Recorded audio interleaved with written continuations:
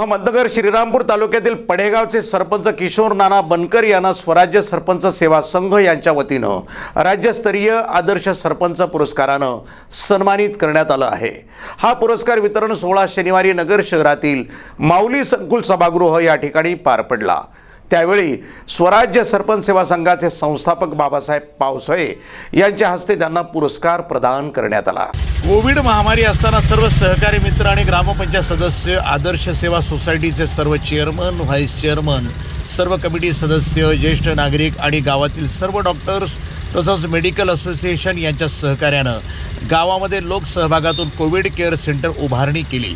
त्यावेळी शेकडो कुटुंबांना जीवनदान देण्याचं काम सर्व सहकारी मित्रांनी केलं आहे। त्यामुळं त्या कामाची दखल घेऊन स्वराज्य सरपंच सेवा संघानं आदर्श सरपंच पुरस्कारानं सन्मानित केलं आहे। गावामध्ये विविध महिलांचे काम मार्गी लावणे, पिण्याच्या पाण्याचा प्रश्न मार्गी लावणे, रस्त्यांची कामं, गोरगरीब कुटुंबांना घरकुलांचे कामं मार्गी लावणे यासारखे विविध विकासात्मक काम गावातील सर्व मित्रपरिवार, ज्येष्ठ नागरिक, आदर्श सेवा सोसायटीचे सर्व कमिटी सदस्य, गावातील सर्व डॉक्टर्स आणि मेडिकल असोसिएशन पदाधिकारी, गावातील सर्व दानशूर व्यक्तींनी सहकार्य केल्यामुळं राज्यस्तरीय पुरस्कार प्राप्त झाला आहे।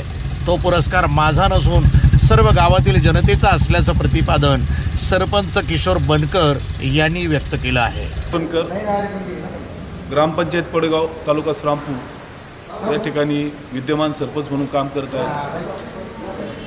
कोविडसारखी महामारीची परिस्थिती असताना आमचे सर्व सहकारी मित्र, पूर्ण ग्रामपंचायतची कमिटी, आदर्श कार्यकारी सेवा संस्थेची कमिटी, गावातील सर्व ज्येष्ठ नागरिक यांच्या सर्वांच्या सहकार्याने गावात लोकसहभागातून कोविड केअर सेंटर उभारणी केली आणि त्यावेळेस शेकडो कुटुंबांना जीवनदान देण्याचे काम आमच्या सर्व सहकारी मित्र परिवाराबरोबर आम्ही सर्वांनी मिळून केले।